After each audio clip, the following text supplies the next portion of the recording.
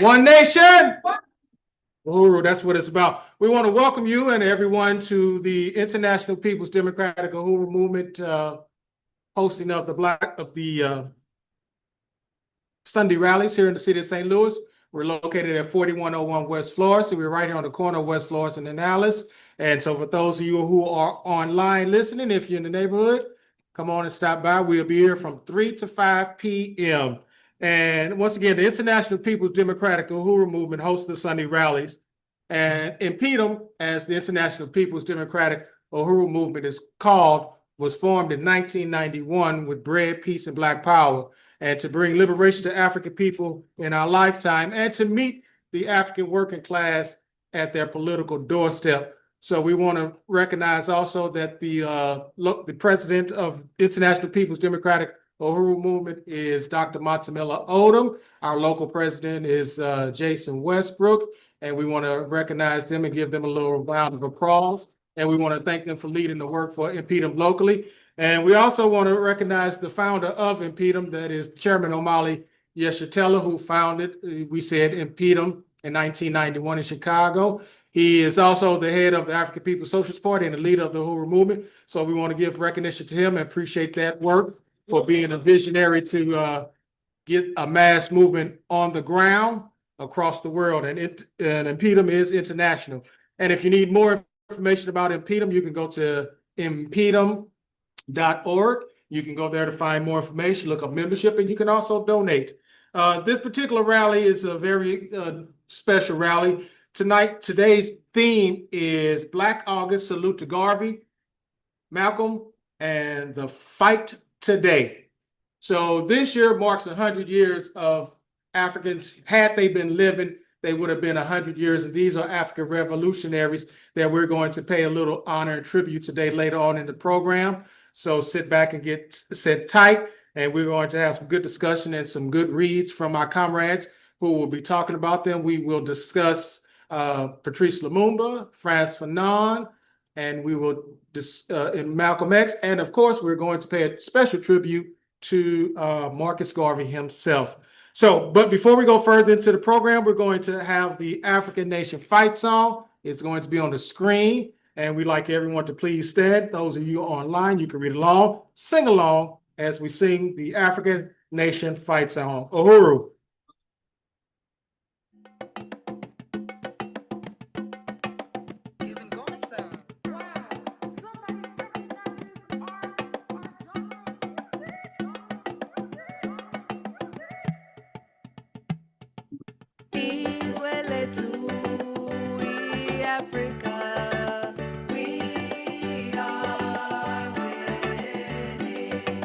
Shout Uhuru for our freedom. We are winning. We'll dance and sing songs when revolution's won. We are winning. Africa's best daughters and sons. We are winning. Long live the liberation of our African nation. Freedom through organization. Socialist world of creation. 1 billion strong, yes, we are one. We are winning. Red, black, and green for you and me. We are winning. Won't stop the fight till we are free. We are winning. African workers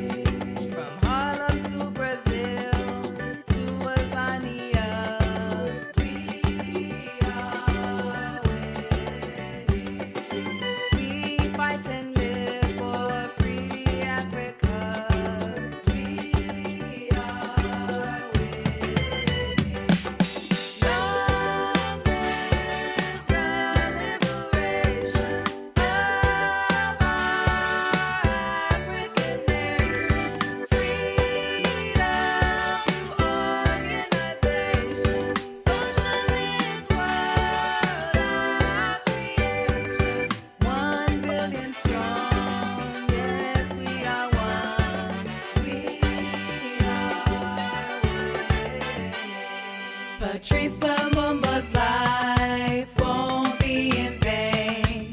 We are winning. Keep up the work in Marcus Garvey's name. We are winning. Independent and free is what we will be. We are winning. Africa will bask in our victory. We are winning. Long live the liberation of our African nation. Freedom to organization. Socialist world our creation. 1 billion strong, yes, we are one. We are winning.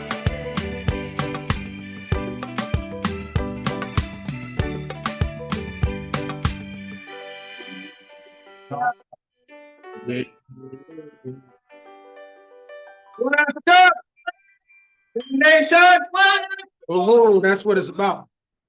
Want to appreciate that, as always, the African Nation Fight song, and it speaks to some of the revolutionaries that we actually be speaking a little bit about. We'll have some reads on them. Patrice Lumumba's life won't be in vain. So, moving along with the agenda, we're going to go ahead with our political education as we do each week. And once again, we're reading from the 14-point platform of the African People's Socialist Party. We are reading from point 10 today. And as always, you can find these points in every edition of the Burning Spirit newspaper, which we do have on the back, and they also online as well for subscription. So point 10 of the 14-point platform. Point 10, we want the right to build an African People's Liberation Army. We believe that true freedom, although often taken away, cannot be given to a people. We believe that African people are our own liberators and that we have a right and obligation to build an African People's Liberation Army to defend our political gains, our freedom fighters and communities, and to win our actual freedom from our oppressive slave masters. We believe that neither meaningful freedom nor guaranteed political and social gain, nor genuine liberation are possible without the assuring existence of an African People's Liberation Army. We believe further that the only legitimate wars are wars of national liberation and wars to oppose imperialist aggression, and that therefore the only legitimate military force for Black people to serve with our military forces which defend liberty and repel, pardon me, this seems not to be reading correctly, imperialist aggression. Such a force would be the African Liberation Army.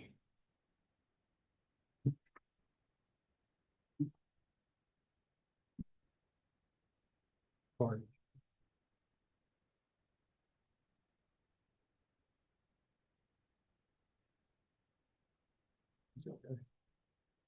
Point 10, that's it. Okay. Pardon me, it did sound a little bit different to me there. Okay, so in terms of point 10, a couple of the ideas or main points that you definitely need to be taking from this particular political education is that, of course, we as African people believe that we always have the right to defend ourselves.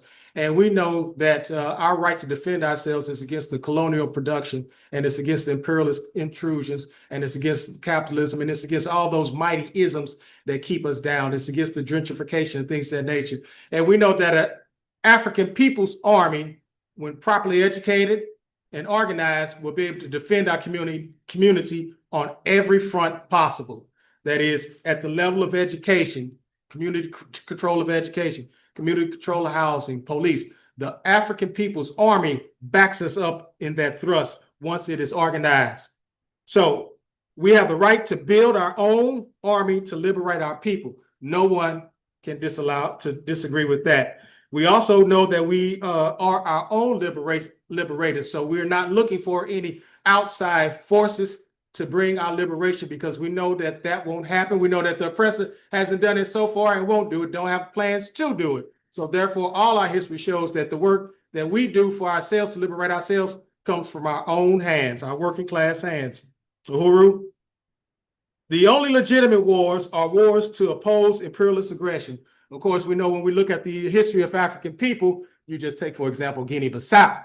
Guinea-Bissau was a liberated zone, as it's so-called said to be, but their fight was against Portuguese intrusion. Their fight was against U.S. imperialism as well through the CIA. And for example, in 1963, the forces in Guinea-Bissau were able to turn the Portuguese around, defeated the CIA. Of course, they also did it with the help of forces in West Africa, say, for example, in Guinea-Conakry, with President Sékou Touré being one that was on the front line picking up arms as well. And that was an example of an African Liberation Army. Uhuru? All right. The only legitimate military forces for African people are those to liberate ourselves and repel our aggressors, such as the African People's Liberation Army. So these points, the main ideas kind of reiterate themselves. It's saying the same thing, maybe it's saying it a little bit different, but it really means that we are to come to be organized and just defend our gains. So for example, the African People Liberation Army, if we're intact, would have been able to defend the African community here on the north side when the tornado came, in terms of bringing and of course we did it on our level, but on a bigger scale, if we were organized with a greater number of masses, an African Liberation Army would have been the army. You wouldn't need the National Guard to come out to your community just to throw away some trees or to clean up some debris, because that army is organized, that army is politically guided, that army would have the ideology of African internationalism led by the African People's Soldiers Party, which would make sure that everything is done properly and in accordance to what it should be done. Uhuru. So now we're moving forward with some discussion questions. And of course, as always, raise your hand if you know the answer. Unfortunately, I don't have a little gift for you today, but it's a moral victory. All right. So first question we have, and please raise your hand if you know the answer. We believe that A, the NAACP will liberate us. B, this is a little bit dated, but it's still relevant. B, Obama will liberate us. He's going to come out of retirement for that. African people are our own liberators. That's letter C. Or D, all of the above. C, who said C? Hey, little Lonnie Elves. All right, give it up for Lonnie. You know, Lonnie, we don't have any culture, but we might have to call you up and sing a few bars. No, not going to put you on spot. Okay, number 2. We have a right and an obligation to A, to vote in U.S. elections. Our Black is Black Coalition is coming up next week. To read any book we want. C, build an African People's Liberation Army. Or D, none of the above. We have the right and obligation to, which is the correct response. And just before we give it, the political education isn't just to be a filler. Really, the political education is to help deepen what we understand. And for those online, we know that you're getting a deeper understanding. But one thing about propaganda and propaganda wars, you can look at it from Hitler to the United States. How you know a jingle is because you hear it all the time. And they ingrain that into you. And African internationalism on all levels have to always be ingrained into us, so then that we aren't caught sleeping and slipping on the job for revolution. You understand what I'm saying? So we need to appreciate that about it. It isn't a mechanical apparatus, okay? Uhuru. So what's the answer to number 2 after all that? What you say, Nova? C. Let Nova build an African People's Liberation Army. No. See, now, you know now that you asked the question, next time you got to participate now. You already participate, so we're going to get you out of the mouth of babes, okay? And that's another thing. This is the generation that we are fighting for. We're fighting for our immediate, liberation. Don't get me wrong. We want that. But we also want to instill this type of information inside of the youth. And as Comrade rages with a baby, she's hearing it. Eventually, one day, she will be able to internalize this, we hope, and move forward with it. So we want to appreciate that. And once again, say out of the mouths of babes, and we appreciate that. Number 3, we believe an African People's Liberation Army is A, to defend our political gains, B, to defend our freedom fighters and communities, C, to win our freedom from our oppressors, or D, all of the above. D. Okay, Rage said that, and Lonnie, okay, y'all, that back row know everything back there. Hey, y'all politically educated, y'all swiftly. So we want to give it up for the political education. And we want to just say this too. You must be careful and you must be thankful that the party struggled with these ideas and put them forth, starting in 79 with this one, and ratified and approving it September of 1981. These points that we talk about didn't just come up out of the thin blue sky. We can see as we follow these points weekly that one way or the other, the African People's Socialist Party has lived this theory and practice. It isn't some abstract. It isn't absolute. I mean, obsolete, but it is absolute. And like I say, I just want to make sure that we understand this isn't a mechanical approach. It's a serious approach, and we want to engage the people. And of course, sometimes we might be preaching to the choir, so we'll move forward for that. So as we said, this also is the continuation of Black August. We had some discussion about Black August, and we know that Black August originally came out of the fight to the prisoners, Jonathan Jackson, Soledad, and, taking out a bunch of colonizers, and was taken out himself, but he wanted to free his brother and all political prisoners, and that was a just fight. And we say that we want to free them all. But we also know that in August, Black August has grown, has magnified. It has become mature to a degree. So the African community has, not only commemorated what happened in 1970, 71, but also wanted to take the month of August and say, well, there are a lot of things that happened in August in terms of African history. One of today, first of all, being Marcus Garvey's birthday. Let's give it up for Marcus Garvey. Marcus Garvey was born on this day in 1887 in St. Anne, Jamaica. And he was the one who gave us that beautiful red, black, and green flag that we are flying right here in the property in the Gary Brooks Garden. And that African people, millions of African people are flying all over the world. And that's a salute to Marcus Garvey. And he got that flag, he developed that flag in 1921. So it's a little bit more than 100 years old. So we'll give a little recognition to him as well as we move forward. But we also want to recognize also August 14th, 1791, that the Haitian Revolution kicked off. It was in Bois-Caïman, and this was the African working class led by Comrade Bookman and Comrade Sister Fatima. I can't think of her last name. But anyway, and the masses of people there, that's the first working class revolution in the world led by African people. And it was an example. It gave us inspiration. It was able to free up Haiti momentarily from the imperialist colonial forces, especially the French, Spanish, and even the United States for that matter. And the Haitian Revolution is always an inspiration to us to learn from and to help us move forward in the future. And we must always support the working class struggle, the peasant class struggle of Haiti, as they are always challenged with this or that.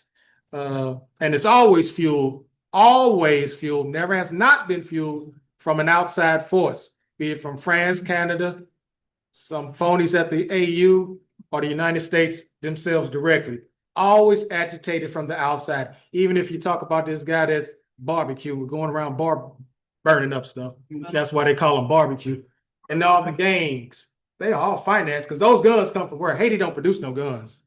You understand? All the wars that you see, for example, that go on in the world, that they say the internal struggle, these Africans killing them Africans, don't manufacture not one of those guns. All of them come from imperialist forces, notably most of them, the United States, and they might get them from France too. So let's be mindful of that. Okay, we got a 11-minute clip that we want to pay tribute to Marcus Garvey. It's going to be on the screen. It's just, 10 minutes and 59 seconds, but we won't let this day go by without recognizing Marcus Garvey. Roll clip.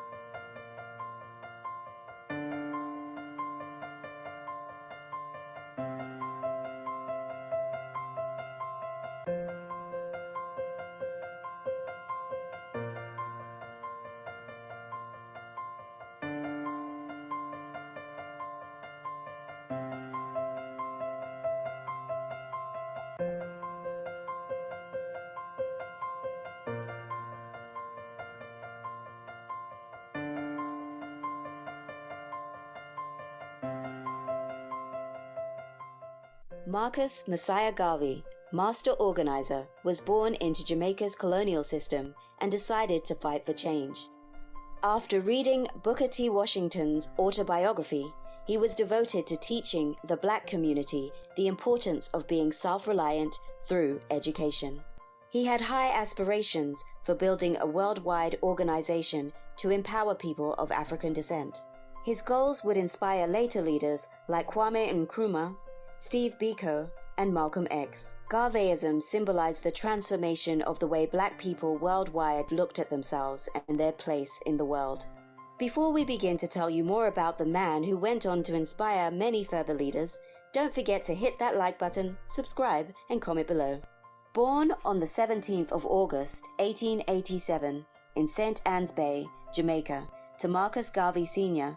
and Sarah Jane Richards, Marcus was the youngest child of his parents and was one of only two of the couple's children to survive into adulthood. Garvey's paternal great-grandfather was born into enslavement before abolition across the British Empire.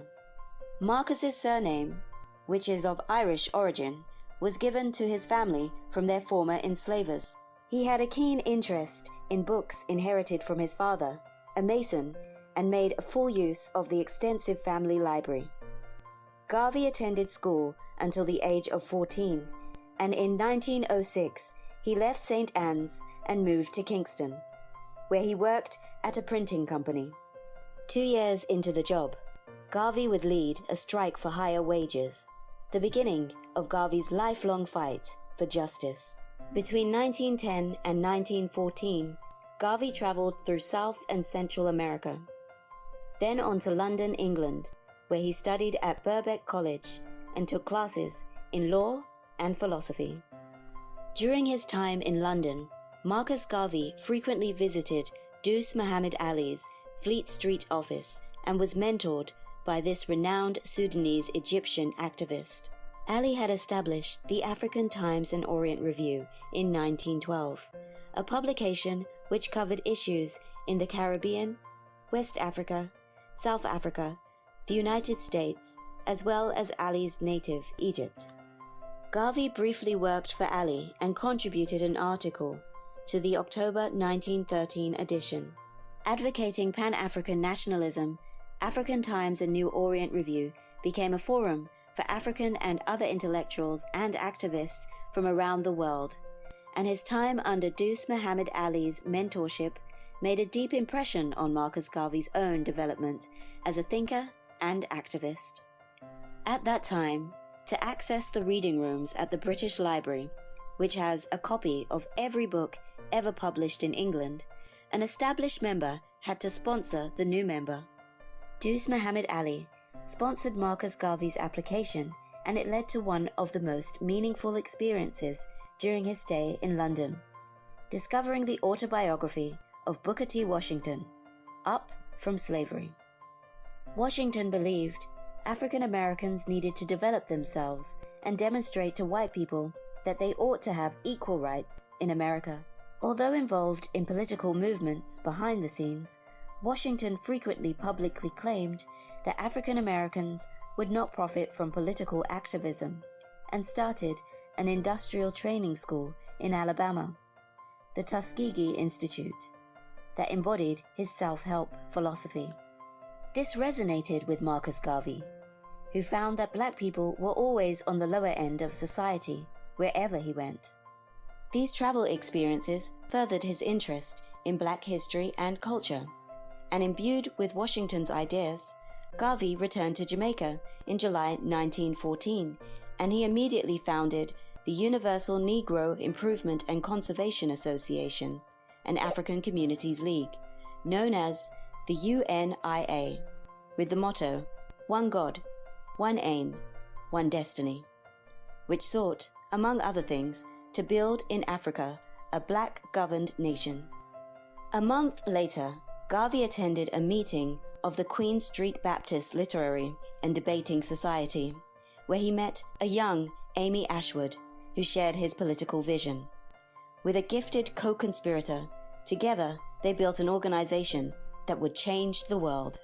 Garveyism expanded into the United States in 1916 and soon established branches of the UNIA in Harlem in New York City, where the UNIA would thrive.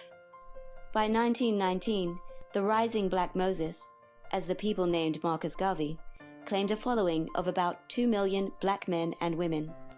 Although the exact number of the association's members was rarely clear, there were at least 700 chapters of the UNIA across the US and Canada by 1921, and over 1,000 chapters of the UNIA throughout the world, mainly in the Caribbean, Central and South, and of course Africa.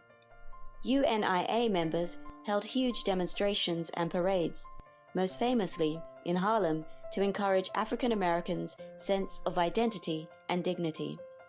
An impressive, electrifying public speaker, Garvey gave speeches across America, urging Americans of African descent to be proud members of their race, and he encouraged them to return to Africa, their ancestral homeland, and use their talents and energies to create a great nation there, an idea which became known as the Back to Africa movement, and attracted thousands of supporters in the diaspora, as well as inspiring African nationalists who took up Garveyism, cry of Africa for the Africans.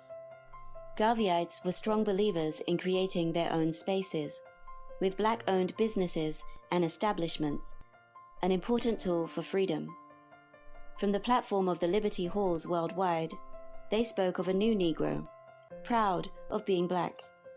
The Negro World, the UNIA newspaper, black people read about the exploits of heroes and heroines of the race and the wonders of African culture.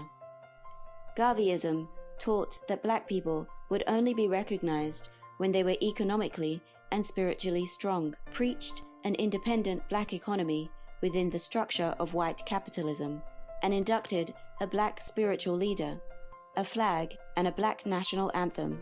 The UNIA established the Negro Factories Corporation, the Black Star Shipping Line, 1919, and a chain of businesses including grocery shops, restaurants, a printing press, laundries, and a hotel.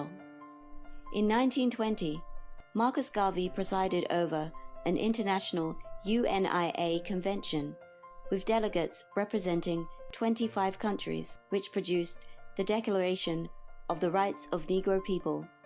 The convention ended with a parade of 50,000 black people proceeding through Harlem's streets, led by Garvey in a striking display. Through the UNIA, the Garvey family created a great spiritual and cultural and political movement, inspired by the idea of communal pride, economic empowerment, self-respect, and an affirmation of African heritage.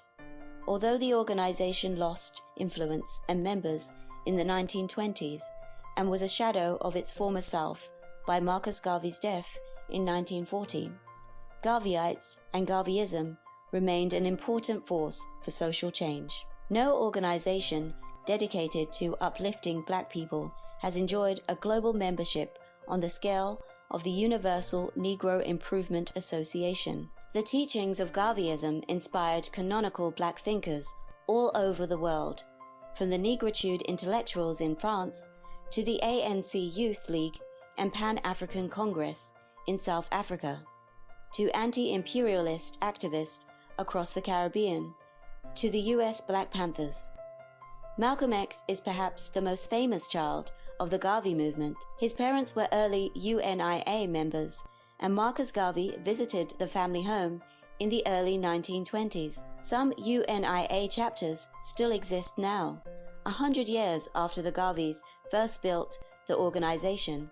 And if you're lucky enough to visit Jamaica, you can learn more about Marcus, Amy Ashwood, and Amy Jack Garvey by visiting 76 King Street in Kingston, where Liberty Hall, the former UNIA headquarters, has been transformed into a museum, research center, and reference library, community center, and heritage site. And in National Heroes Park, you can visit the monument to Marcus Garvey, Jamaica's first national hero.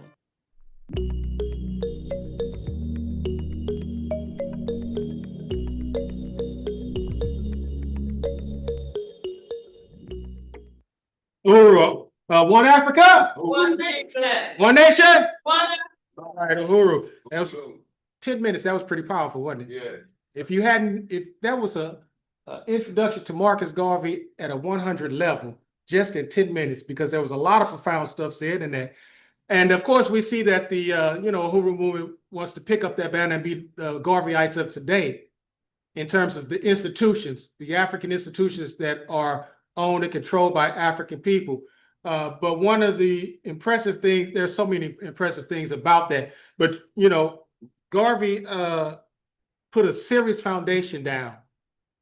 And even if you look at somebody like Elijah Muhammad was a minister in the UNIA in his early formation.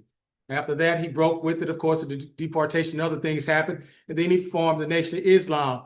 And if you look at the Nation of Islam, they picked up on where Marcus Garvey left off in terms of some of the businesses. Politically, totally different, but at least in terms of doing for self and economic development, they did those things. They got the kitchen, they got the factories. They didn't get a ship line, but they got some of the other things because Marcus Garvey's example and inspiration is just profound and seen throughout the world. And of course, it mentioned Kwame Nkrumah.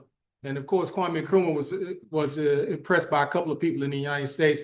But of all the studies that he had read, philosophies and opinions of Marcus Garvey greatly impressed upon Kwame Nkrumah. And thus he took the star, the Black Star Line, etc., in honor of Marcus Garvey. So we can see that his legacy lives on, and we want to appreciate that. And once again, we thank Marcus Garvey, Honorable Marcus Garvey, for what he did for the African Revolution and what he continues to do. And of course, we got his famous quote up there, "Catch me in the whirlwinds," if you will. So next, we're going to continue with the theme of Black August. But like we said, this year marks 100 years where, if still living, Franz Fanon, Patrice Lumumba, and Malcolm X would have been 100 years old. And we know living long life is definitely possible. But due to colonialism and how it's set up, these Africans didn't live as long as we would have liked them to live. Two of them straight up assassination. And Fanon, he died of leukemia, which is nothing more than a colonial disease, more or less. So we have our comrades in the house who will help us talk or read about these comrades, and we hope it provides you with inspiration. At the order that we have James Pennington, who will read to you on Fanon, Franz Fanon. We have Gregory Reed, who will read to you on Patrice Lumumba, and we have myself who will read on Malcolm X. Comrade James, please come forward. Thank you, Uhuru. Oh.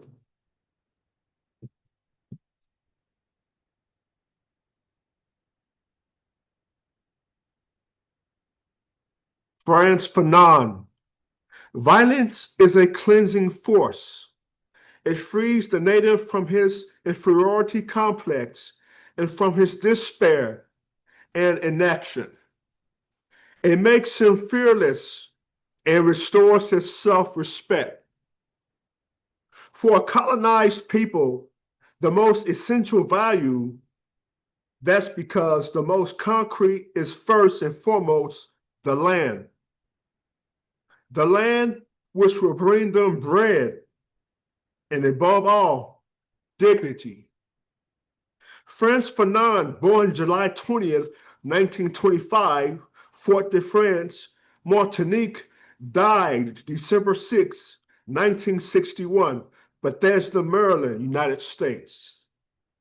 Fanon was a West Indian psychoanalyst and social philosopher known for his theory that some neuroses are socially generated and for his writings on behalf of the national liberation of colonial peoples.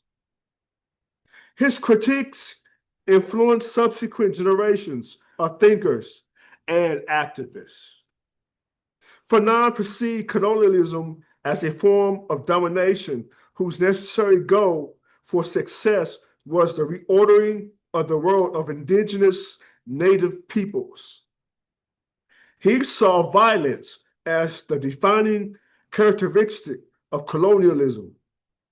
But if violence was a tool of social control, it may also, argue Fanon, be a cathartic reaction to the oppression of colonialism and a necessary tool of political engagement.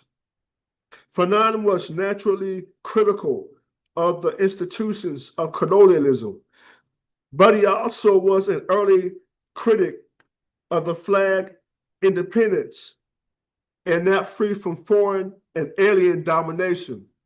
Post-colonial governments which failed to achieve freedom from colonial influences and establish a national consciousness among the newly liberated populace. While treating Algerians and French soldiers, Fanon began to observe the effects of colonial violence on the human psyche.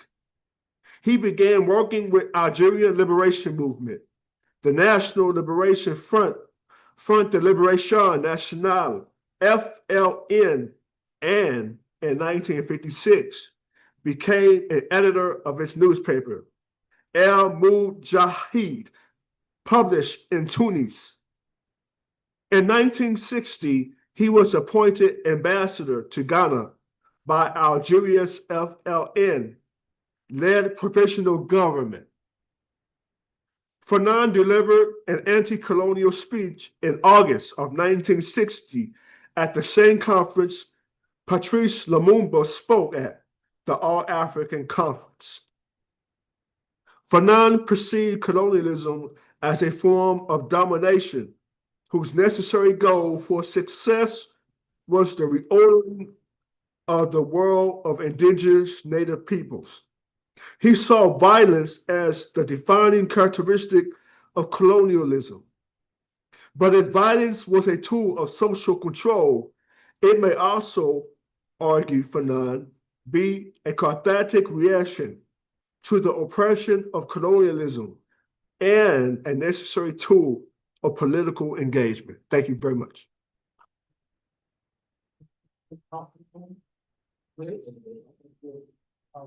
Appreciate that. And just to make one quick note, each one of these reads, the comrades, we begin with a particular quote. It just so happens that I found those quotes in the month of August, just to tie that theme together, just to hit it home a little bit more, to let you see how we do things and how, and you know, whatever you think about it, August just is a profound month. And of course, a couple of these with Lumumba and Fanon, they both addressed at the All-African Conference, or was in, and each one of them made the particular quote comes from an event that they were at on the continent of Africa, different years at different times, even Malcolm's was 64. So the next read we have from Comrade Gregory Reed, who will read to you on Lumumba at 100 years old.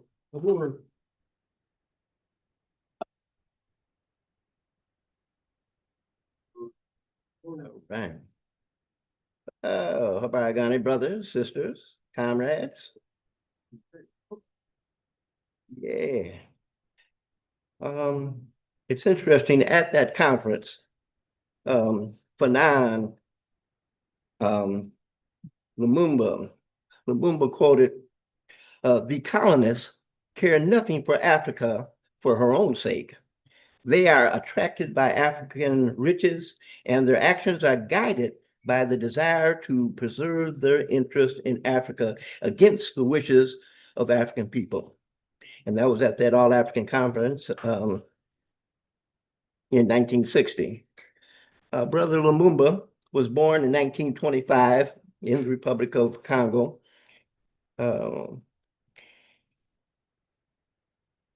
He was a first prime minister of the Democratic Republic of the Congo. And he died in 1960, had a very short but impactful career in Lumumba was, forgive me for struggling with these fandangled tools here. Lumumba was known as a high achiever. He was what was called a polyglot.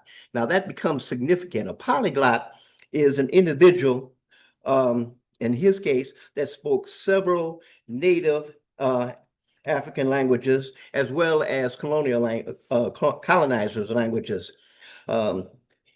He joined the workforce at an early age as a beer salesman and as a postal clerk worker. And a takeaway on that is that, you know, we all make some kind of contributions to the world around us, and we all have a start someplace, and we all have a journey.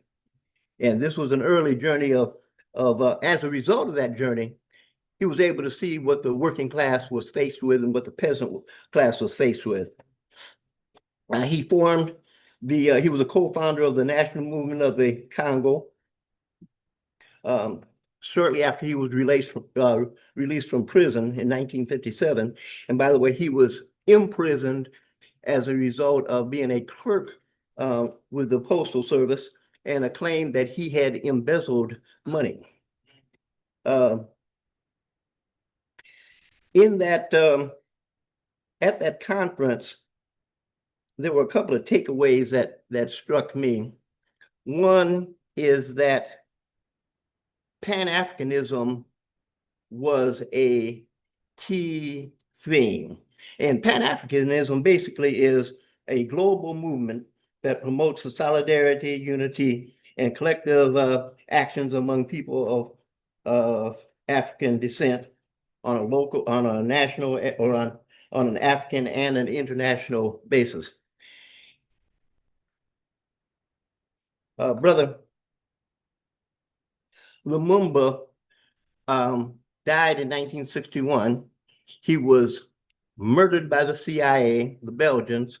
And the reason that he was killed is that when he became the president or the prime minister of the Democratic Republic, there was a breakaway by a former close friend, Moshe Bambe, who pulled the Katanga province from the Democratic Republic. It was an attempt to do that.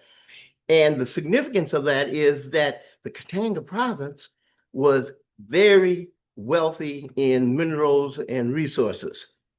And the Belgians supported the pull away, created the chaos, and then claimed that we in Africa were unable to govern. And they tried to send in troops to take over the Katanga province. In order to do so, they had to murder Lumumba. Now, not only did they kill him, but they dropped his body in a vat of acid, tried to eliminate any history of him. In 1961, they did finally send back his teeth to his family. And I think that a couple of things that come to our mind is how colonialists will, first of all, attempt to maintain control over the land.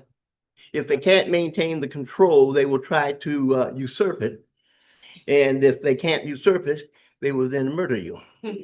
And that's why today's lesson in terms of having an African Liberation Army becomes very significant. What you said? Let me part with this, is that, you know, this time period in the 50s, you had a Pan-African movement that was going on. You not only had, you had the Mama movement going on in Kenya, you had Ghana pushing for independence.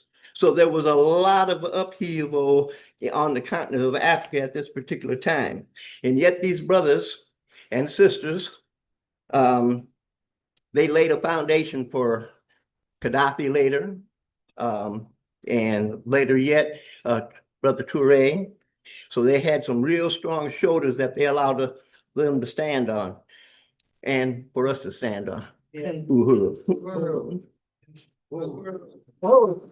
I appreciate that, Brother Greg.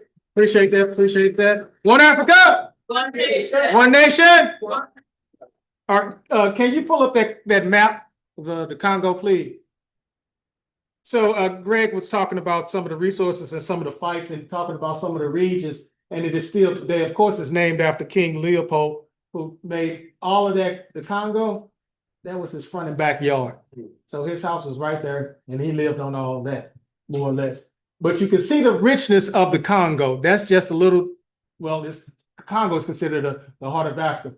But on the grand scheme of things, that's just one little section on a continent that's 12 million square miles per square miles. So you have the diamonds, you have the gold, you have the tin, you have the manganese, you have the coal, you have the copper, you have the zinc, you have the cobalt, you have the uranium, and you have the iron ore. This map just happens to be speaking in terms of the year around the time that Lumumba was there and assassinated, but 1960 to 1963. Those resources are still there.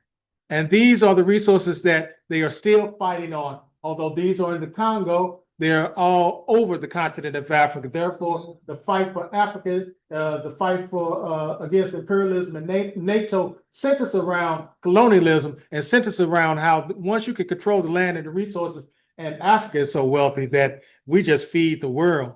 You know, Africa is unfortunately the breadbasket to the colonizers who exploit the hell out of it.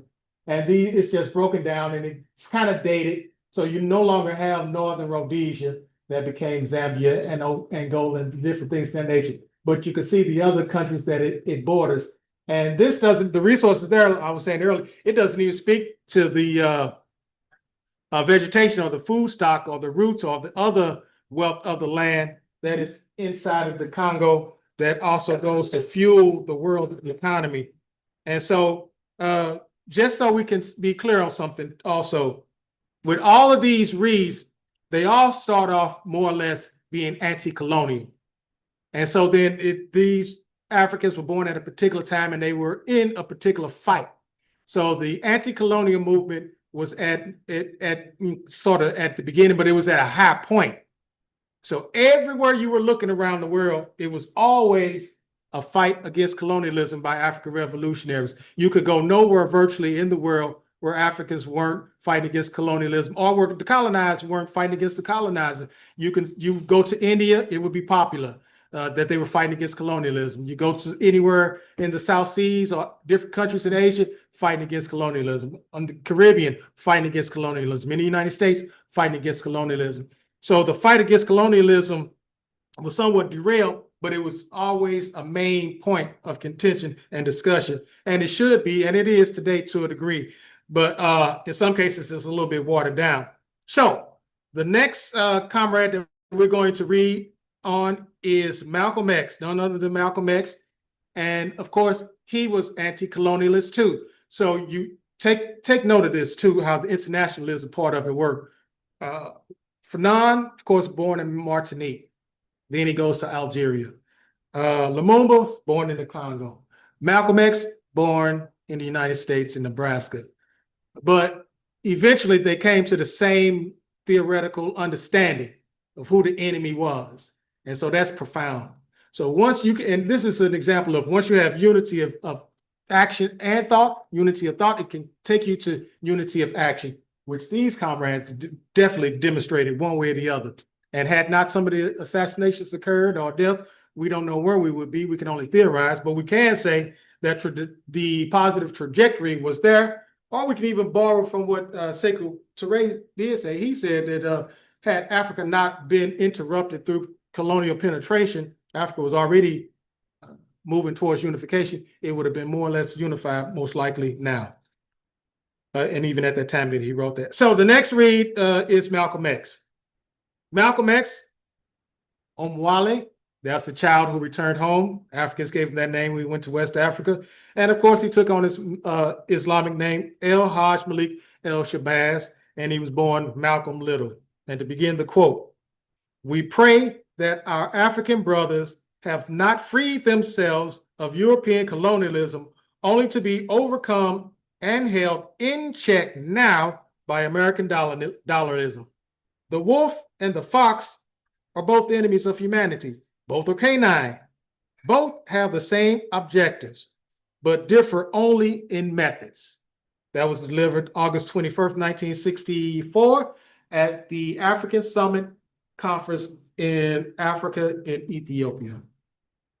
Ossie Davis, actor and civil rights activist, referred once to Malcolm X as a Black prince.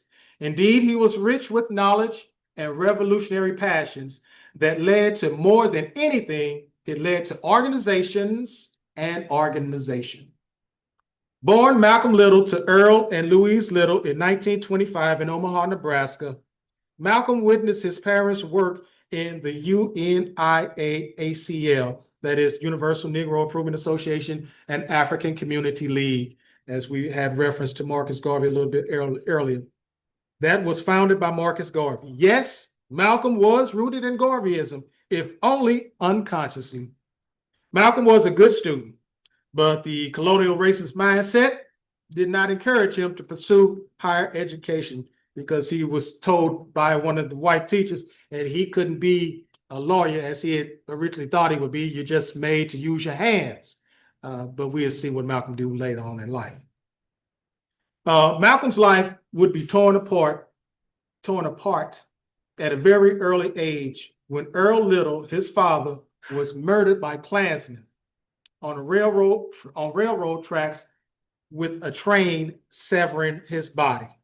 The local state would later disrupt the family by agonizing Malcolm's mother, who was weighed down with the murder of her husband, terror from local racist pigs, and the state institutionalized her for mental breakdown. Malcolm would later move to live with his older sister in Roxbury, Boston. He would travel the East Coast, bouncing back and forth at family members' houses. He found work as a dishwasher, talking about the working class element, and met and worked with the likes of one Red Fox, who he befriended and ran the streets with. It was during this time that Malcolm was given the nickname Detroit Red to distinguish him from Fox, who was considered red, but they gave him the name Chicago Red to distinguish the two, both of them being red-haired, light complected, if you will. Although Fox was born in St. Louis, he left the city of St. Louis at an early age. Malcolm X also became a street hustler, and which landed him in prison. He would read and study the dictionary and will be later introduced to Elijah Muhammad and the Nation of Islam through his older brother, Wilbur. Upon his release, he immediately sought out the Nation of Islam and Elijah Muhammad, and thereafter rose through the ranks and files and became national representative for Elijah and the Nation of Islam. He went on speaking tours, establishing mosques everywhere he went, and became the major reason for the growth of the nation. Malcolm became an internationalist as he made his Hajj and traveled to Mecca, of course, for his religion. And he also traveled to Africa, and he also traveled to Europe. And we know that he was the second to the last African person who was at the Oxford debate prior to the chairman going some years ago. Malcolm was the last African person who won the debate brought from the United States. And then chairman went in, was it 2019, and he won that debate as well. So his political development and growth would soon outpace that of the nation and its leadership, and he would be removed from the nation for his statement on Kennedy of the chickens coming home to roost. But there would be much more at play because by that time in the 50s and the 60s, the FBI had already infiltrated African organizations who gained intel and caused confusion and disruption in organizations. Malcolm went on to form the Organization of Afro-American Unity to model the Organization of African Unity that was formed in Africa in 1963. And he also formed the Muslim Mosque Incorporated. He would become known to some as the spark for Black nationalism in the United States. As an example, the Student Nonviolent Coordinating Committee organized a debate between Malcolm X and Bayard Rustin, and that debate was held at the Howard University. And whereas Malcolm at this particular time was seen as the highest proponent of Black nationalism, or almost in that during the 60s, not necessarily, but almost like the father or the one who was really pushing it forward. And the students of SNCC thought that he was definitely that guy, so to speak. And as a result of them organizing speakers engaged with him and talking to Malcolm X and Malcolm influence into the Student Nonviolent Coordinating Committee, we see that the Student Nonviolent Coordinating Committee would rapidly change its direction and focus a little bit and became one of the more revolutionary organizations of the 60s, albeit a student organization that was in contention with CORE, that was in contention with the Southern Leadership Conference and the Urban League and the NAACP for the lives of the people, to be truthful. And Malcolm was he would later be gunned down by CIA operatives in the Audubon Auditorium at a weekly gathering in 1965. But in this 100th year of his life, his contributions to Africans' global resistance and organization is ever present. That's the end of that read. Uhuru.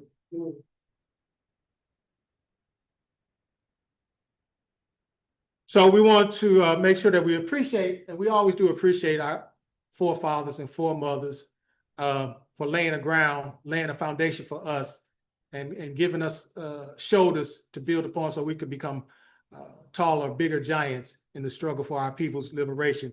And we know that we have an example of Chairman Omali Yeshitela, who shoulders we stand on today as well.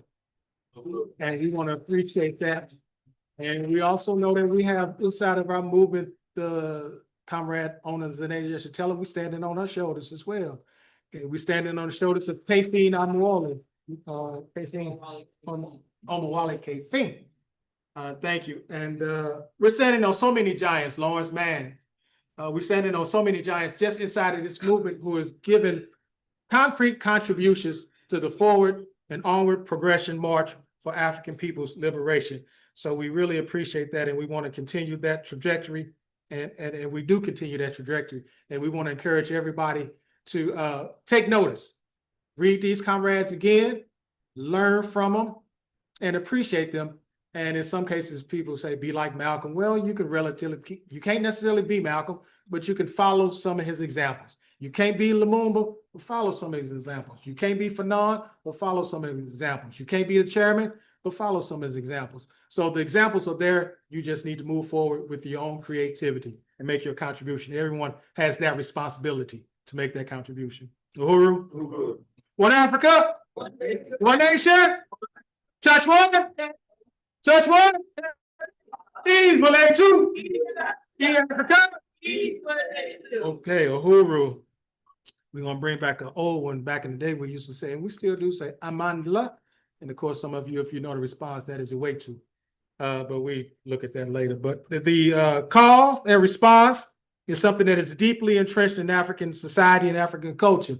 And you know, when you talk about African culture, you're talking about really, in a short way of saying it, the whole total experience of a people's life.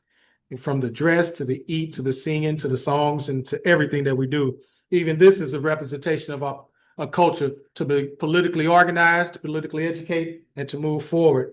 So we know that we have been talking about a fight back And just to mention, we'll get into a little bit more of what we want, people who still haven't applied to anything related to the FEMA. We do have coming up a little bit. We still have a little tutorial on that, and we want to make sure that people do take advantage of this. If you haven't, you still have until August the 26th.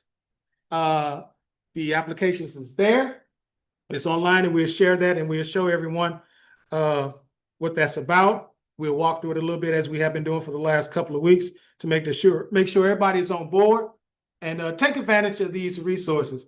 And so before we get into that, we'll follow up that. We do want to just open it up a little bit and have any type of discussion, political discussion on what we've discussed so far. You can come to the mic or to the podium. The mic is to my right. Just open it up briefly. If there's some things that people would like to interject about, especially some of the reads, some of the contributions that we had talked about and discussed, with the other Africans. If you have anything that you want to, just say about that or add on to it, maybe some tidbits. Maybe you might even have a fun fact, if you will, about some of the comrades. If not, then we can go ahead and move forward. Or you can talk about, some things that relative to the struggle for the fight back.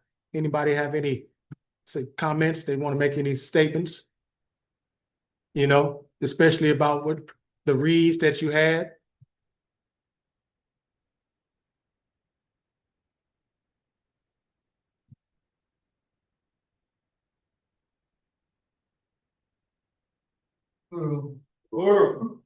I just wanted to appreciate one. I guess I just appreciate one August 17th and Marcus Garvey and leadership that he provides for us with Garvey, in mind.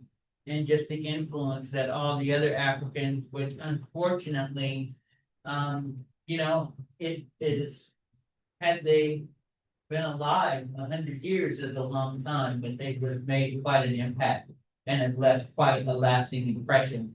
And these are information gifts, that they're not taught to us in school, certainly to Africans, it's not taught to us. So we really have a huge responsibility to absorb it all and really go back into our communities and to share, certainly to pass it on to our children, because colonizer has a history of trying to erase the memory of the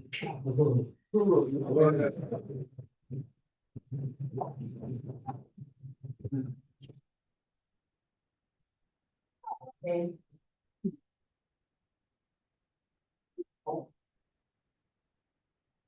Go.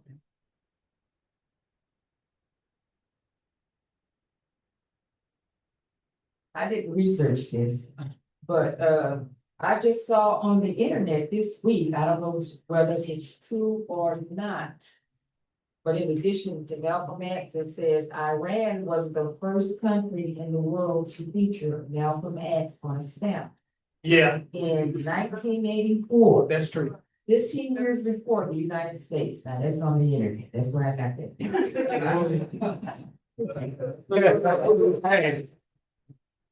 And she absolutely correct on that. Yeah, that's a nice fun fact about Malcolm, because Malcolm's reach was far greater than, and like the King said, we won't learn Malcolm in the school. I can recall in school, I never heard anything about Malcolm in the course, and I was in elementary, high school, primary school in the 70s and the 80s. You never heard anything about Malcolm. But yes, Malcolm's reach was far-reaching, and it was an anti-imperialist and an anti-colonialist reach. He was connecting up with Africans and non-Africans, the colonized forces throughout the world. And of course, that was seen as a great threat because the hegemony, the world of hegemony, imperialism at that time, it already had its tentacles in everything and everywhere in the world. And it was trying to erase cultures, erase peoples, and it was in a war. you know, it was in a crisis mode. It had to try to defend itself. Its back has always been up against in the corner. And Malcolm was one who was going out there talking about the difference between the wolf and the fox. But basically, they the same thing. They canine. Their methods may be different, you understand? But, you know, the French colonizers or the French imperialists may come at you a little bit different than the Portuguese. But they both colonizers, they both canines, they both dogs, and they both eat you up. And Malcolm X knew the difference and knew to understand, knew how that could help and, you know, help us to understand that and basically not to be, you know, fooled by the wolf in sheep clothing, and not to talk about the wolves so much, but, you know, it's just an expression that you can use. But I want to appreciate that, Carol. Thank you for bringing that up. That is a good point to be raised. Okay. Any other? Yeah. Anybody else? Brother James, come on through, please. I was curious, and I know that Marcus Garvey has a son, and his name is Dr. Julius Garvey. He continues his father's work, but not on the scale of his father.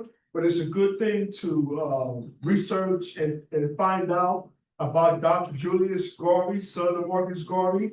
Also, Marcus Garvey has other children, and being noted that today is Marcus Garvey's 100th birthday. Marcus Garvey has several children, including Julius Garvey, Colin, and Kyle Sikeo. He also had a stepdaughter, Michelle Morris. His son, Julius, is a prominent figure who continues to educate people about his father's legacy and philosophy.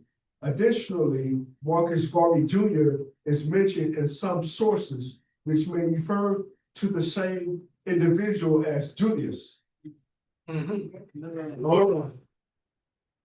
Yeah. And I mean, one of the interesting things also about Garvey is when he did meet Duce, who was an Egyptian freedom fighter, they built an immediate connection. And even that was at the point of colonial resistance and also at the point of resistance to imperialism. And so Garvey got introduced to, you know, Ducey was one of the heavyweights at that particular time. If you haven't done any research and reading and study of him, you ought to. And he was very profound in his own right and made a great contribution to the unification of Africa. And I just want to appreciate everybody for, you know, making the comments and bringing up those little history and tidbits. Yeah, we like that and appreciate that. Was there anything else, any tidbits that we got out there that we want to show and share? I think, though, one thing about, well, I mentioned this before, but when you think about Patrice Lumumba, you think about probably the last week of his life. Of course, he was on house arrest and, you know, got the phone call, your family is in trouble. What you gonna do? So he sneaks out the window or whatever. He runs to where his family was. He also had some comrades with him on one side of the fence. He had his family on the other side of the fence. Said, comrade, either you come with us and we can make it, and hopefully we can make it. You might have to go on the ground or whatever, be clandestine, but you can continue to struggle. He had his wife and his children, child, little babies on that side. So he decided to say, no, I'm not going to leave my family. One can think and say whatever you want to say of that. But he went that route. Had he not went that route, we don't know what would have happened. It's all speculation, but it's the route that he chose. And some may know about that and some may not know about it. So when confronted with struggles in the heat of the moment, you never really know what you're going to do. You can think that you're going to do something one way or the other, but in time and space, it's all subjective and you could change your mind. And no matter how great you think you are or how great you don't think you are, you never do know. So, all right, we had that community discussion. Or are there any other points before we move forward? Not to shorten the discussion, it's time to have some community engagement. We don't see anything online as of yet. So if anyone has anything online they would like to mention and bring up, please put it in the chat. And if we got time, we can get to that and we can, you know, highlight those points. Uhuru? All right. So right now, I want us to move forward with just bringing back the, you got the clip for FEMA? The application process. like I said, we still know that people got until August the 26th. It'll be here before you know it. Today is the 17th, next week in a few days. We'll, That's right. yeah, it'll be the deadline. So you'll probably have until 11:59 to get that application in. So once again, just to reiterate, we won't necessarily spend too much time on it, but we do want the people to always be aware and to be informed and know that these resources are still out there and they're still available. But before we get into this a little bit, you know, the real insidious thing about this, though, is that the city of St. Louis is still I was gonna say something a little bit wrong. They still sitting on their hands, and they have not released a dime for the people. You know, they very skillful. You know, they skillful enough, but we hip to them. So they holding out.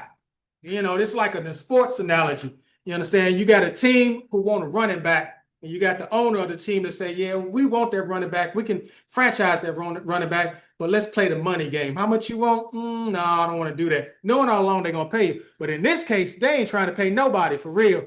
They are still sitting on all this money, and the people have not gotten a dime from the city of St. Louis. So the city's game is this. They want to see what the federal government going to give you. How much can we exhaust in that? How far that you can go with that? So now look at this.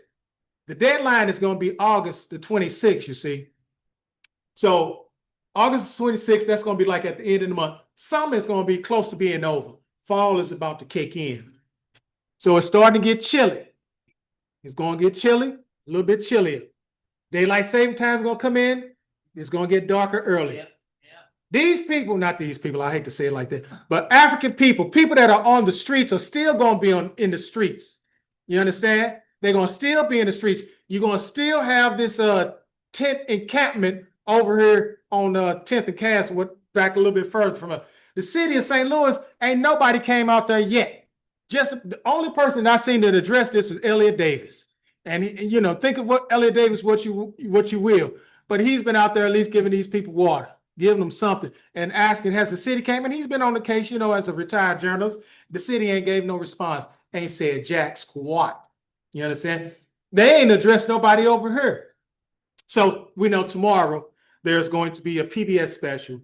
There's going to be a PBS special on the tornado and the response. So for those of you who hadn't gotten it in your mail, in your email, they sent out an email and you can register. It's free of charge. You get your ticket, and you know, do it online, scan it. And so hopefully we'll see people out there, because the fight back is still here. It hasn't gone anywhere. But you know how the city has been quiet about it. Real quiet. They skillful. You know, we've talked about it before. We blew in the face about talking about how much money they got. There's about $1 billion or more that the city got somewhere out there that they could allocate these funds and do the right thing. They haven't done it yet for the west and north side of St. Louis. They don't give a damn about black people, like Kanye said of Bush with Hurricane Katrina. This is the same concept today. They don't give a damn about black people. Never have, never will. You understand? Not, you know, only because if you could do something for them. You understand? If you could turn the wheels of production for the colonizer, yeah, we got you. Okay, we need you to come here, get this little job, do these little 8 hours or whatever. We're going to profit and benefit off of it. But damn that, we kick you to the curb. We don't need you no more. And when you need us with your tax dollars, don't ask for them. You can't do that. That ain't right for you to ask for your tax dollars. Yeah, but you understand? So let's just go back and go through the FEMA little application again, because the city sure as hell ain't gave you no application to go through. They giving money to the United Way, and you losing money on that. And these other agencies, they give money to the United Way, but the United Way get $1 million right off the top for administrative fees. It don't take much to do what they're talking about. Not to be truthful. What is administrative fees? Who you paying? They got to do that. They're supposed to do their work anyway. But anyway, playing games. So when you're on the farm, you definitely, and don't forget also, you can still qualify for the 14th, for March 14th disaster.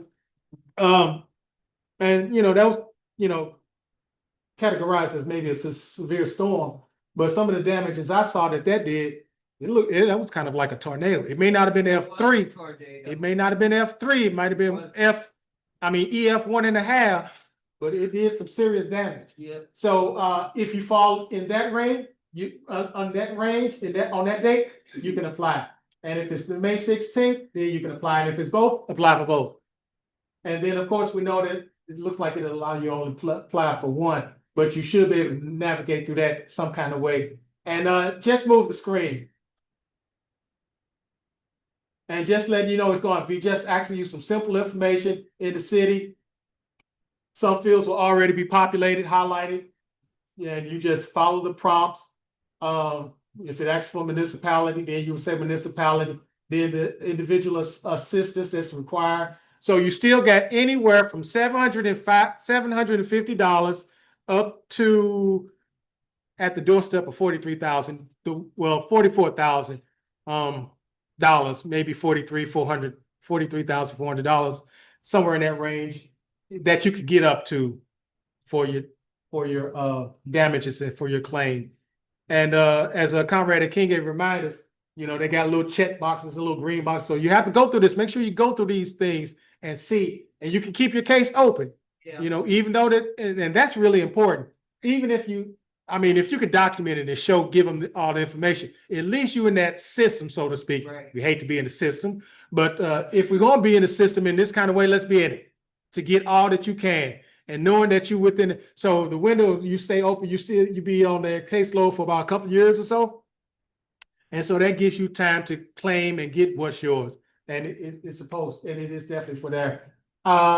The small business loans, they got that portal available for you. The only drawback I think about this is that the Small Business Association administration, rather, not association, administration, they will loan you money, but they don't have any grants. So when they loan you money, you got to pay that back, and you will have to pay that back with interest at a particular premium. That could not be the best thing, but if it is for you, then by all means go for it, because grant money is hard to come by. And when grants are given, they're given at a particular time of the year, and you have to follow and know when those grants are available. And when they are available, people on them like that. And they only give you so many. It seems like they give you 2 grants a year and nobody can get another grant. So, all right. So that's talking about your business assistance. And you also will have unemployment systems and assistance and things of that nature. School is about to start, and you know, some people still are living in hotels. Yeah. Their children will have to catch the bus somewhere. And you also know that the schools are going to be closed down or consolidated. And so this particular school year, several schools that have been hit, sorry to jump, but several schools have been hit, and libraries been hit by this tornado, and they won't be up and running no time soon, it looks like. So now schools will have to consolidate. Sodan, for example, has to consolidate, and Hickey Middle, and all these schools, not all of them, but many of them will. And if the city has their way, and that's a discussion for another day anyway, there's going to be more than 30 schools closed eventually permanently in the city of St. Louis. So community control and education becomes very important at this point. So continue with the assistance, please, through FEMA. And select your disaster-related needs. So whatever it is, you'll see that it's there, and you can highlight and check it and make sure that you do. Whatever you lost and think you lost or did lose. And I don't think I might not do, but I just tripped off of the other day. I said, after that tornado come, it really jacked up my gutter, but I can deal with my gutter. And it knocked off, my fence pick, although I could get that money, but I think, or I would, but people that really need that money, for me, I ain't even gonna try it. Because that money needs to be freed up for people who really need more assistance in that. But the tornado, I did have some tiny tornado damage, but it's minor. I mean, my roof didn't fall off. Everybody that needs this money should really apply for it. I'm talking about the ones whose roof is gone.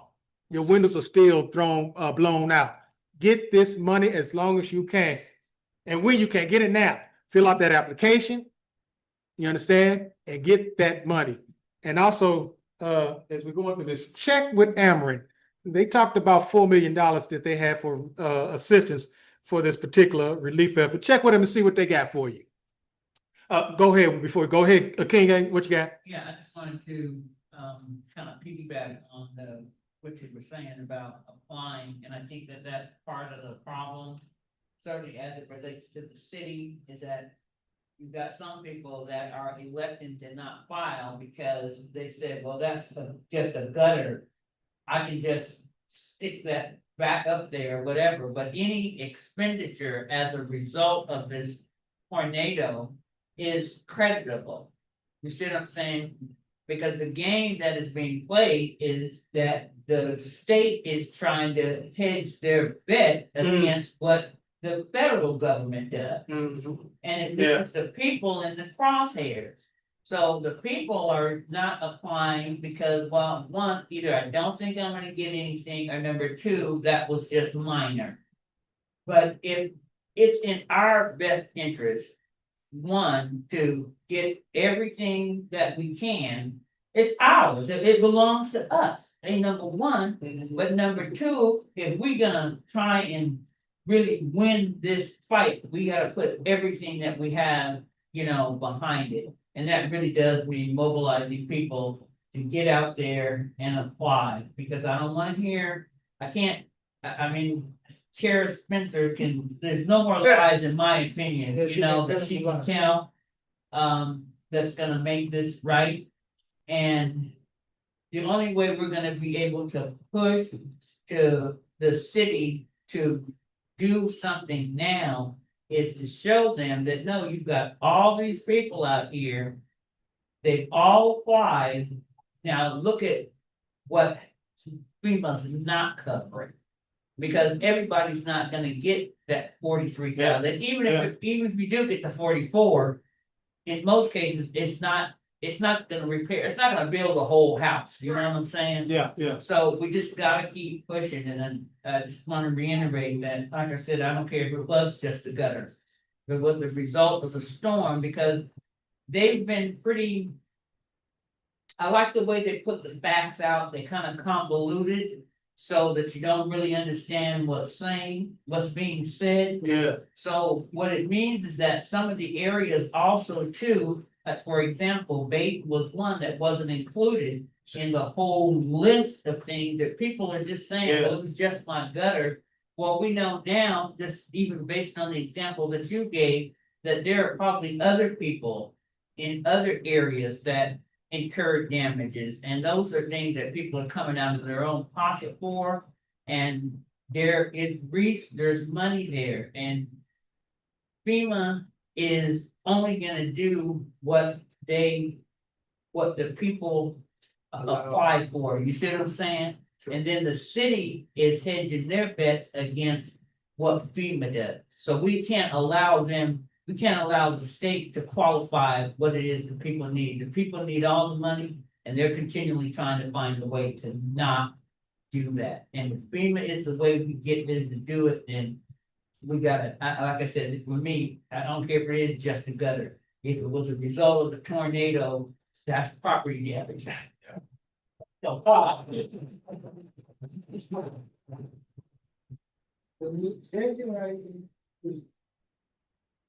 because it's a numbers game and they're trying to wait the people out. Well, yeah, that's true. Yeah.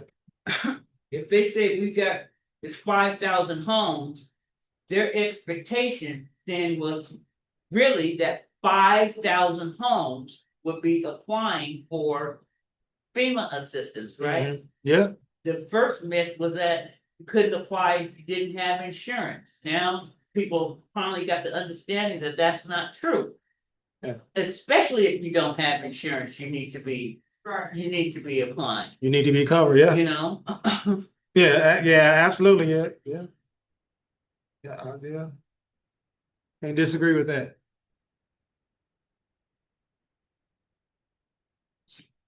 Okay, so yeah, go to that website. That's the Federal Emergency Management Agency, and you'll be able to pull it up once again, just to drive it home.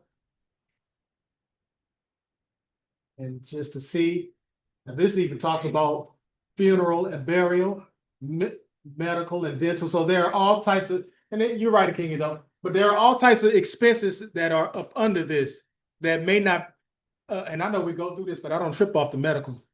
But yeah, it is there. Yeah. Anything. Because you could have lost medicine. some type of machine. You might be on insulin, or you might have lost some kind of pumps or whatever, and you still surviving. So you're right. Those shoot, you might have had your dentures in a drawer and they got blown off. You need to go get some more dentures. FEMA can give you the money for that. You understand? Because those things, and not to be making fun of it, dentures aren't cheap. It's not cheap to get a replacement like that.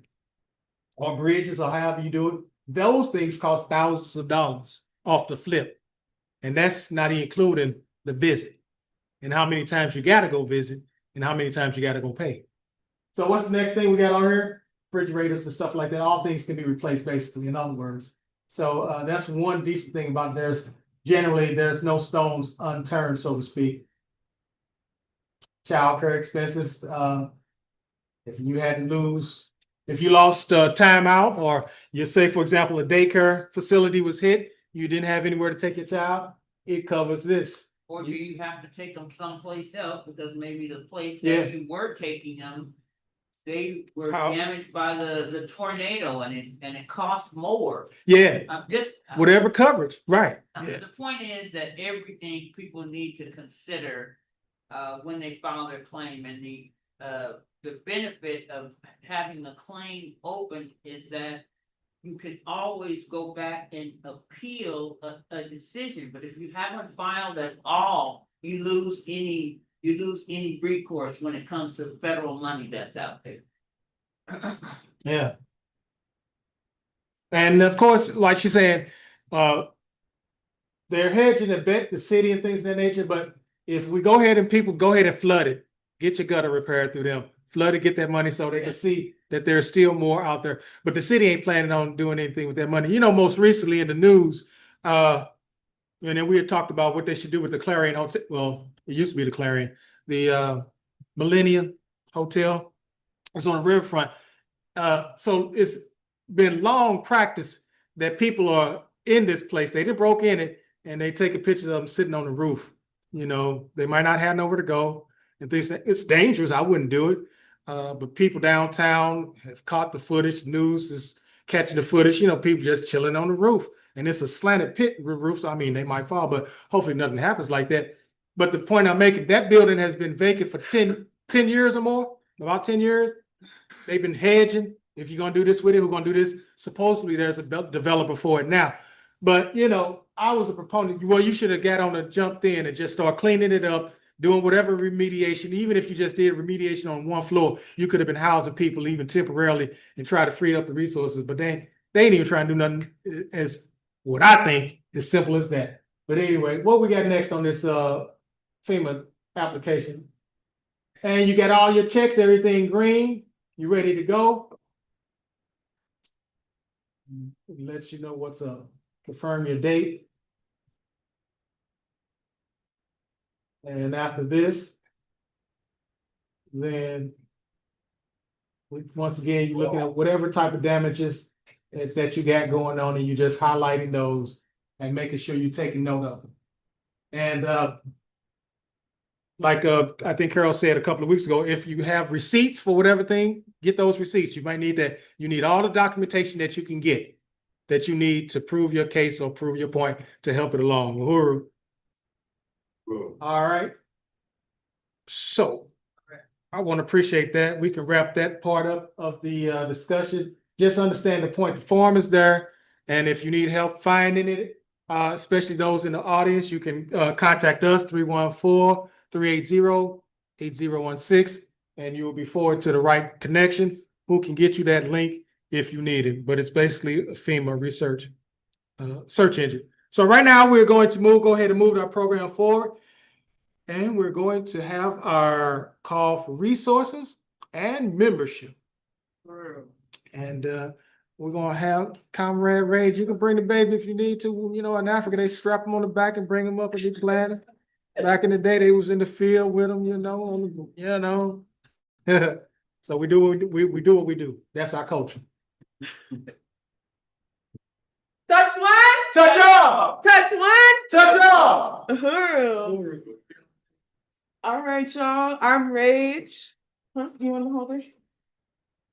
She might give you a term. I'm Rage, and I'm gonna be doing our call for resources. You know, we're all sitting in here in this nice, cool air, the fans going. We got our lights. We had a community member come in here and charge their phone for a bit. We're all able to do those things because of the resources that you contribute. We're able to give these amazing presentations about Marcus Garvey, Patrice Lumumba, and Franz Fanon today because we have the resources to power the presentation. So if you can, I ask y'all to continue to contribute so that we can keep providing this analysis that you can't get anywhere else. Like we were saying, we didn't learn about our heroes in school. I didn't learn about Malcolm X or Marcus Garvey.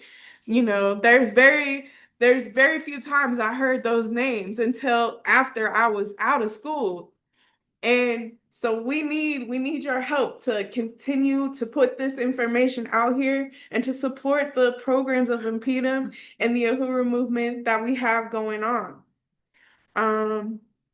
If you can't contribute with cash today, you can always hit up the Cash App or go to InPDUM.org and /donate and put your funds through that way. I also like to say if you can't put your monetary resources, you can donate your time. You can also help with outreach. You can help run these meetings. You can contribute in the same way that Comrade James and Comrade Gregory did by presenting. Those are also really amazing ways to help contribute as well. Is there anybody online who can put some on it?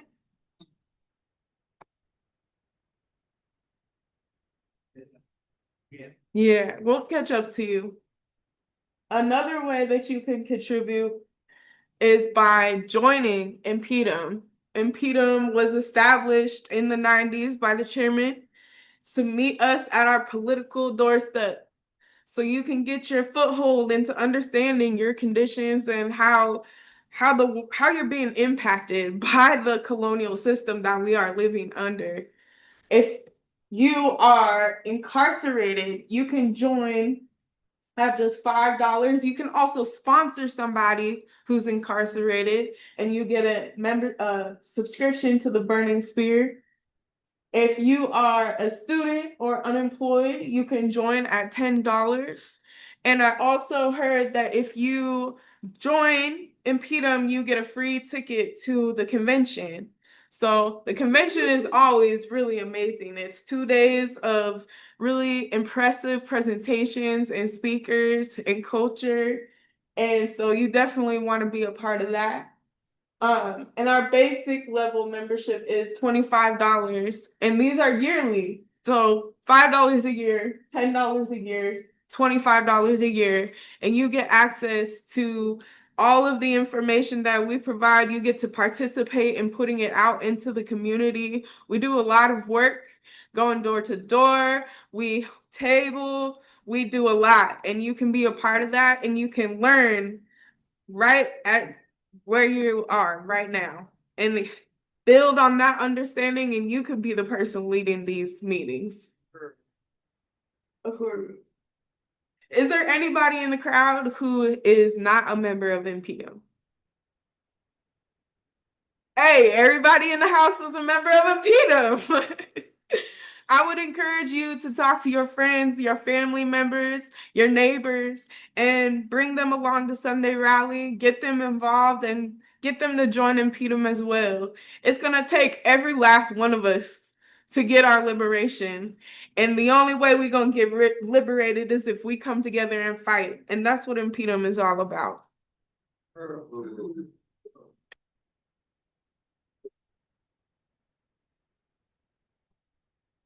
Next slide.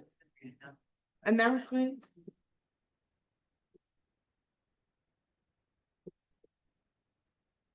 Announcements. Let's do the announcements. All right, y'all.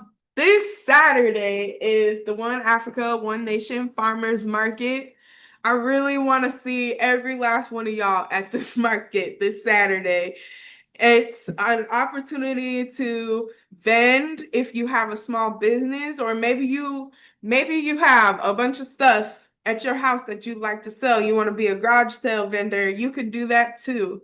There's gonna be community work day in the garden. There's going to be a lot of things going on this Saturday, and you can participate by coming out to the market. It'll be held right across the street, like I said, over by the garden. And we will have vendors. Fofi and I are going to be holding it down while folks are in New Orleans for the Black is Black convention. So I hope to see everybody there. We only have a couple more markets left. So this Saturday, the 23rd, Saturday, September 20th, and then our annual Halloween festival on October 25th. And at these markets, we also give out fresh produce from the Gary Brooks Community Garden. And we also have been receiving donations from Earth Dance Farms this year. So folks in the neighborhood, if you would like some fresh produce, please come and see us this Saturday and get you some.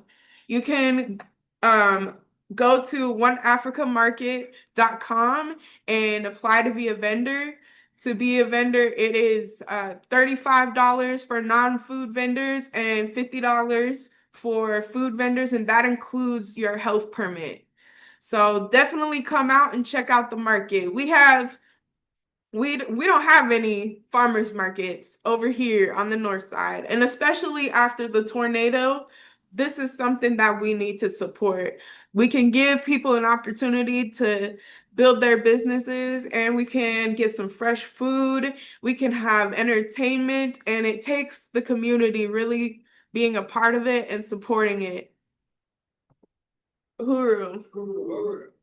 So as I was saying, we also are going to be having the Black is Back Coalition for Social Justice, Peace, and Reparations 17th Annual Conference. The theme is Don't Agonize, Organize, and it's going to be held at Dillard University Center for Racial Justice and 2601 Gentilly Boulevard in New Orleans. It's going to be from 9 to 4 on Saturday the 23rd, and 10 to 5 on Sunday the 24th. You can register at blackisbackcoalition.org. And for more information, go ahead and call 314-380-8013. All right. As I mentioned before, the InPDUM convention is coming up. This year's theme is Cheers to a Dying Colonialism. This time till it's won. Yeah. The convention is going to take place Saturday, September 20th to Sunday, September 21st, and it's going to be right here in the Uhuru House. Like I said, if you become a member of InPDUM, you can come to the convention for free. So take advantage of that. Join InPDUM if you have not already. Come to the convention. If you're a member, you definitely should be at the convention. Register today at InPDUM2025.eventbrite.com. It's going to be a good one, y'all. All right. Yeah. I'm going to turn it over to Nina President Siawi. Now that we finally got my name straight. So just to let everybody know, our next general meeting of NINA will be held on Tuesday, August 26th at 6 p.m. right here at the Uhuru House, 4101 West Florissant.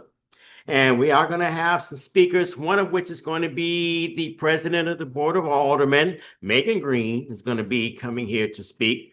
And, you know, basically answer questions that the community still has, as we've been talking about this whole time here about where's the money at to rebuild, you know. So, you know, people are definitely encouraged to come and ask those questions. What's going on with the money? You know, because, you know, they've been talking about this $30 million and for weeks now, and nothing has come about it. And we need to know what's going on. Next slide. Okay, so Uhuru Foods and Pies is going to be participating at the Del Mar Black Expo. We'll have a booth there. And so we need people to sign up today to volunteer to be in this booth. And this is going to be an African staff booth. So we need, you know, Africans that can staff the booth, help sell the pies that we'll have. As also means to help set up, help break down, and again, like I said, sell throughout the day.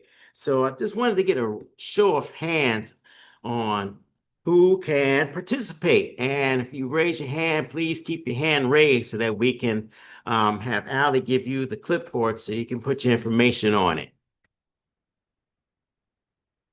Any takers? And also, we're going to need people on Friday, August 29th to help bake the pies. So anybody interested in baking, please raise your hand as well. All right, Rach has raised her hand. Right on. And also, for people online that live here in St. Louis, if you're African, you're watching this online, again, we're going to be doing this on the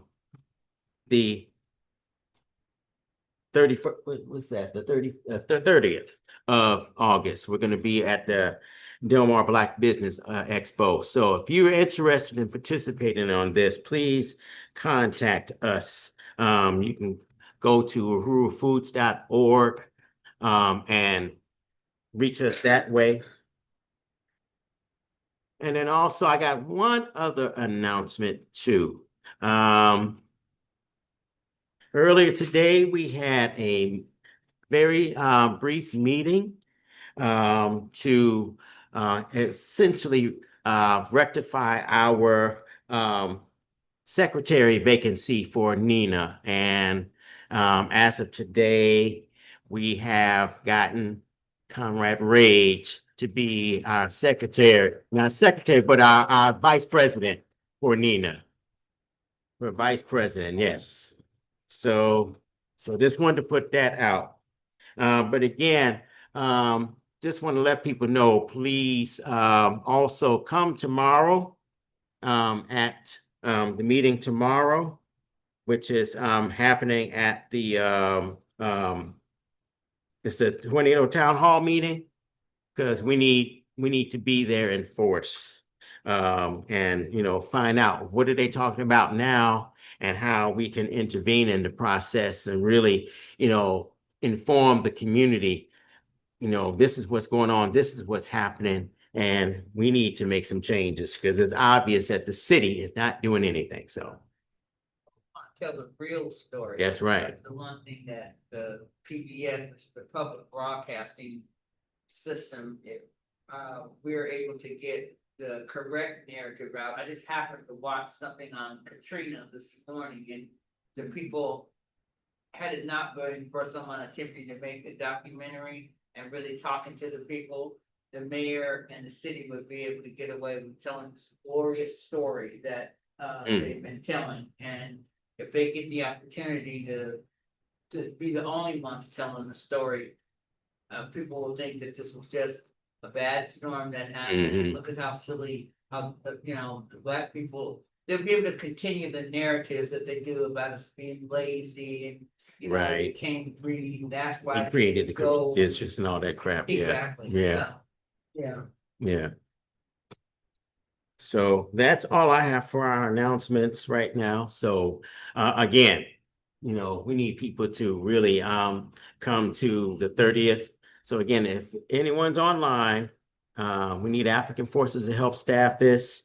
We want to really, show what Uhuru Foods and Pies is all about. We really want to also put out Uhuru Bakery and Cafe. It is on the move as far as getting built out. That's where all roads lead to Uhuru Bakery and Cafe. Just wanted to say that. We struggled 10 months to get the permit to get this thing built. And we want to be able to put that out also at the Black Expo. That Uhuru Bakery Cafe fought and won, and it's on its way to opening. So just wanted to put that out. All right, Uhuru.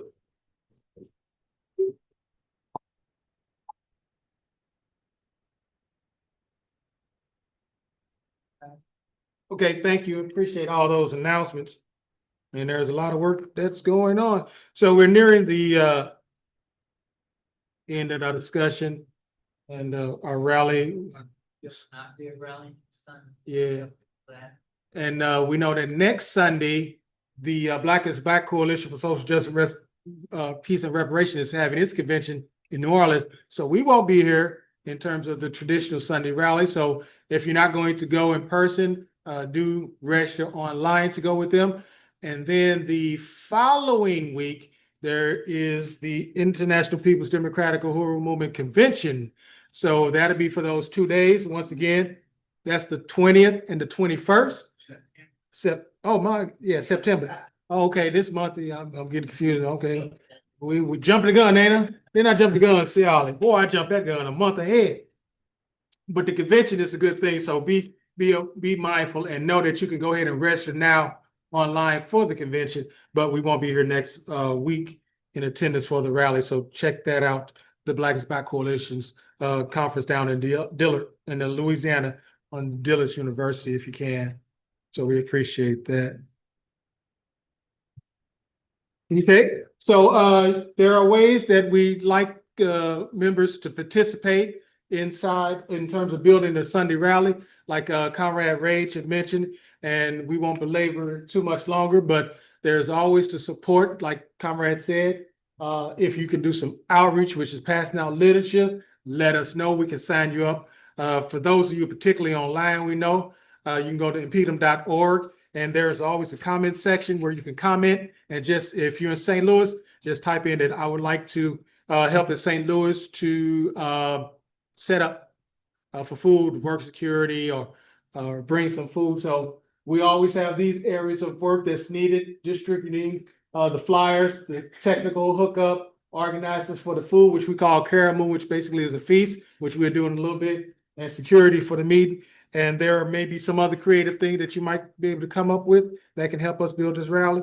So without any further ado, if there's any other questions or discussions, yes, sir? You can pass out some flyers. That's what's up. All right, what's your name again, sir? Johnny. Johnny, I remember your face. Johnny, I don't remember you. Okay, John. So soon as we can get some flyers and we can talk about locations where we need that. And you let us know what your time is looking like. All right, that'll work. So Uhuru comrades, I want to appreciate that. If there's nothing else, how much was the resources? $65. We appreciate those resources that comrades have raised. We have raised, and they contribute once again to the house that Black has built. So until next week, comrades, we thank you. We are at 4101 West Florissant on the corner of Alice and West Florissant. Like I said, we won't be here next week, but the following week you can catch us. We'll be back live and in living color in action. Until next time, Uhuru, we out. Uhuru.